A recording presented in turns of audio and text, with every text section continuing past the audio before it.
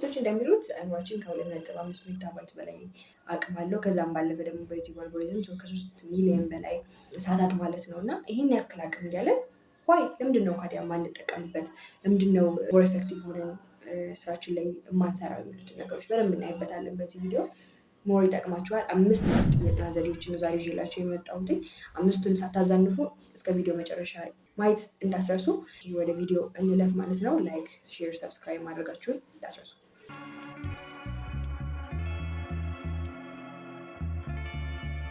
የመጀመሪያው ምንድን ነው? ፊያሜን ቴክኒክ የምንለው ማለት ነው። ፊያሜን ቴክኒክ የምንለው አልበርት አይንስታይን እንደሚለን አንድን ነገር በቀላሉ ማስረዳት ካልቻልን አንድን ነገር አልተረዳነውም ማለት ነው ይለናል።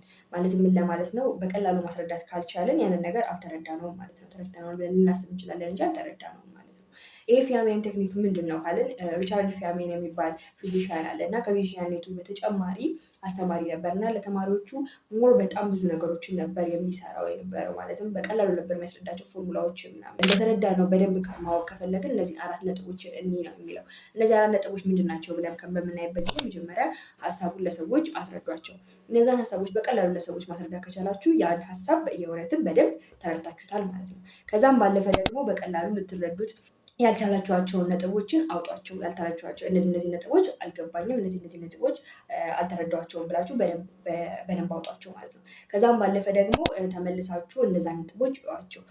አልገባንም ብላችሁ ያሰባችኋቸውን ነጥቦች በደንብ ተመልከቷቸው፣ በደንብ ደግሞ እዩዋቸው ማለት ነው። ከዛም በኋላ ይህንን ሩቲን መከተል ነው። የእውነት ይህንን ሩቲን በተደጋጋሚ በምትሰሩበት ጊዜ ትክክለኛውን ነጥብ ታገኙበታላችሁ፣ ትክክለኛውን ነጥብ ትረዱበታላችሁ ማለት ነው። ስለዚህ በቀላሉ ያንን ነገር ማስረዳት ለሰዎች ከቻልን ከዛም ያልተረዳናቸውን ነጥቦች በደንብ ካወቅናቸው እና እነዚህ ነጥቦች ደግሞ በደንብ ደጋግመን ካየነው ዋይናት የመጀመሪያው ቤዚክ ቲንግ ነው ማለት ነው። ይህንን ሰጀስት አደርጋችኋለሁ። ሞር ግን የሁለተኛውን በደንብ ወደ ሁለተኛው እንለፍ። ፖሞዶሮ ቴክኒክ ብለን የምናየው የቴክኒክ አይነት ነው ማለት ነው። ይሄ ሞር እኔም ላይ በደንብ ኢፌክት ፈጥሯልም የእውነትም ስጠቀመውም ባሉ አለውኝ። እንዴት ካላችሁኝ ሀሳቡ እንዴት ነው? 25 ደቂቃ ጥናት ላይ እናሳልፋለን። በየመሃሉ 5 ደቂቃ ደግሞ እረፍት እንወስዳለን ማለት ነው። ይህንን ለ4 ሩቲን ከደገምነው በኋላ መልሰን ለ4 ሩቲን ከተደገመ በኋላ በመሃል ከ20 እስከ 30 ደቂቃ እረፍት እንወስዳለን ማለት ነው።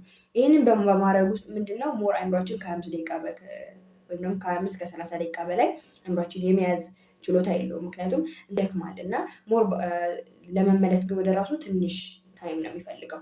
ያንን ነገር እንዴት ነው ማስተካከል የምንችለው የሚሉት ነገሮች በደንብ ማየት እንችላበታለን ማለት ነው። እኔ እንዴት ነበር ማጠናው ካላችሁኝ ድሮ ትዝ ይለኛል እና አጠናና ወረቀት ይዤ እያጠናው ብዬ ያሰብኩትን በሙሉ እጽፈው ነበር። ከጻፍኩት ገብቶኛል ማለት ነው። ከረሳሁት ግን ያን ነገር አልገባኝም ብዬ ተመልሼ ያንን ነገር እደግመው ነበር እና ሞር በመጻፍ ነበር። ስክሪፕቲንግ ዘዴ ሞር ደግሞ አይምሯችን መያዝ ችሎታውን ያዳብርለታል። እሱን በሌላ ቪዲዮ በደንብ እናይበታለን። ግን አሁን ላይ እኔ በጣም ነበር የምጽፈው የነበረው። ሞር ስጽፍ ምናምን በደንብ ይገባኝ ነበረ። ያንን ነገር የጻፍኩትን ነገር ቦታው ሁላ ትዝ ይለኛል ስጽፈው ማለት ነው። እና ያንን ነገር በጣም ይጠቅማል እና ይህንን ሞር ብትጠቀሙ ሞር ኢፌክቲቭ ያደርጋችኋል። ነገር ግን እነዚህ አሁን የምነግራችሁ ዘዴዎች በሙሉ እናንተ የራሳችሁ ያጠናን ዘዴ አላችሁ ሁላችሁም ማለት ነው። እዚህ ጋር ይህን ቪዲዮ የምታዩ ተማሪዎች በሙሉ ነገር ግን ይህንን ቪዲዮ ስታዩ ምንድነው ሞር አድ ባደርግ እኔን ኢፌክቲቭ ያደርገኛል የሚሉት ነገሮች እየገጩ እንድትሄዱ ነው የምፈልገው እንጂ ሞር እዚህ ጋር ያለውን ነገር ግልብጥ አድርጋችሁ አሁን ጀምራችሁ አሁን የሚለወጥ ነገር ስላልሆነ ማለት ነው። ስለዚህ ሞር እናንተን ይለውጠኛል ብላችሁ የምታስቧቸውን ነጥቦችን ብትይዙና ያንን ነገር አድ ብታደርጉ ሞር እናንተ ኢፌክቲቭ ያደርጋችኋል ብዬ አስባለሁ። 5ቱም የራሳቸው የሆነ የራሳቸው ኢፌክት ስላላቸው ማለት ነው። ኦኬ ወደ 3ኛው እንለፍ። ሁለተኛው ላይ ሞር ምን ላይ እንደምንጠቀም ደግመን እናያቸዋለን። ግን ሀሳባቸውን መጀመሪያ እንረዳ። 3ኛው የአጠናን ዘዴ ምንድነው ብለን በምናይበት ጊዜ ስፔሲፊክ ሪፒቴሽን የምንለው ዘዴ ነው ማለት ነው። ይሄ ምንድነው? ለረጅም ጊዜ ማስታወስ የምንፈልጋቸውን ነገሮች እንዴት ማስታወስ እንችላለን የሚለው ነገር ነው። ለረጅም ጊዜ ማስታወስ የምንፈልጋቸውን ነገሮች አንድ ቀን እያሳለፍን የምናጠናበት ዘዴ ነው። ማለትም ዛሬ አጠናን አይደለ?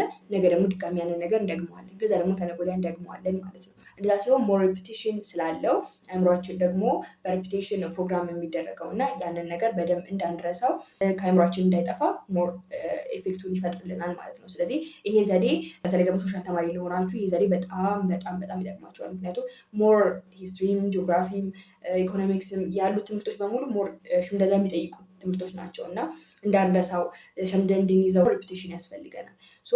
ትንሽ ሊያሰለች ይችላል፣ ግን ማድረግ ካለብን ማድረግ አለብን እና ሞር ለሶሻል ተማሪዎች ይህን ያጠናን ዘዴ በጣም እመክራችኋለሁ። የመጀመሪያ እነዛኛዎቹም እንዳሉ ሆነው ማለት ነው። እሺ እንቀጥል። ቀጣይ ደግሞ ምን ላይ ነው ያለው? አራተኛው ነው ከባዱን በቅድሚያ ማጥናት የምንለው ነው።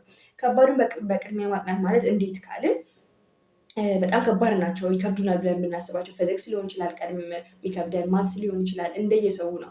እንግሊዝኛም የሚከብደውም ሰው ይኖራል እኮ አይደለ? እንግሊዝኛም ሊሆን ይችላል ከበደን ብለን ልናስብ የምንችለው እና እሱን ቀድመን ጠዋት ላይ ማጥናት ወይም ኢነርጂ ባለን ሰዓት እሱን ማጥናት። ምክንያቱም የምንወደውን ትምህርት ደክሞንም ቢሆን ስለምንወደው የማጥናት እንትናችን አይቀንስም እና ከባድ ብለን የምናስባቸውን ትምህርቶች አስቀድመን ስናጠናቸው ሞር ኢፌክቲቭ እንሆናለን ማለት ነው። ስለዚህ ከባባዶቹን ቀድመን በመጨረስ ከባባድ ፖርሽን ይሆናሉ ብለን የምናስባቸው የምንወደው ትምህርትም ሊሆን ይችላል፣ ግን ከባድ ብለን የምናስበው ፖርሽን ይኖራል፣ ቻፕተሮች ሊኖሩ ይችላሉ። እነሱን ቀድመን ማጥራት ሞር ኢፌክቲቭ ይፈጥርልናል ማለት ነው። ከዛም ባለፈ ደግሞ ቀላላሎቹ ላይ ሞር ጊዜያችንን አለመግደል። ምክንያቱም ጊዜያችንን እዛ ላይ ገለን ከባዶቹን ደግሞ በኋላ ላይ በጣም ኢነርጂያችንን ሉዝ ነው የምናደርገው እና የማጥናት ኢንትረስታችንን በጣም እያጣን ነው የምንመጣው ማለት ነው። አምስተኛው የአጠናን ዘዴ የምንለው ማይንድ ፕላስ የምንለው ነው ማለት ነው።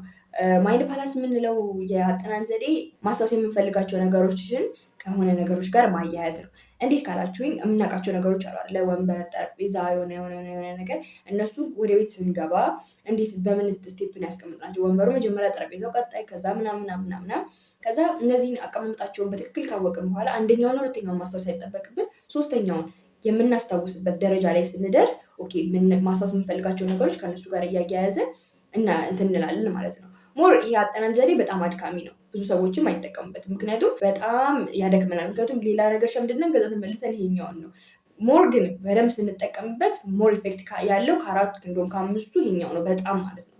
ነገር ግን ድካም አለው። ነገር ደግሞ ስንፈልግ ድካሙንም ጠልተን ሳይሆን ድካሙንም ይዘን ነው ማለት ነው። ሞር ይሄኛው ብዙ ሰዎች አይጠቀሙበትም፣ ምክንያቱም በጣም አድካሚ ነው ብያቸዋለሁ ከሌሎቹ ማለት ነው። እና እኔ በጣም ሰጀስት የማደርጋችሁ ከአምስቱ ሁለተኛውን፣ ሶስተኛና አራተኛው በጣም ሞር ኢፌክቲቭ አለው በደንብ ማለት ነው። እና እሱን በደንብ አድርጉ። ሞር ደግሞ ሰውታ ክፍሎች አሁን ላይ ቪዲዮ እንድሰራላችሁ ከፈለጋችሁ ሰጅስት አድርጉኝ። ማለትም አሁን ባዮሎጂ፣ ኬሚስትሪ፣ ፊዚክስ ምናምን በምን አይነት መንገድ ብናጠና ሞር ይጠቅመናል የሚሉትን ነገሮች ከዛም ባለፈ ደግሞ ታይም ማኔጅመንት ላይ እንድናወራ ከፈለጋችሁ ኮሜንት ሴክሽን ላይ ጻፉልኝ እና እሱን አይተን ቪዲዮ እንሰራለን ማለት ነው። እነዚህኛ አምስቱ የጥናት ዘዴዎችን ሞር አፕላይ ብታደርጓቸው አሁን ታይማችሁ እንትን እያለ ስለሆነ ሞር ኢፌክቲቭ ትሆንበታላችሁ።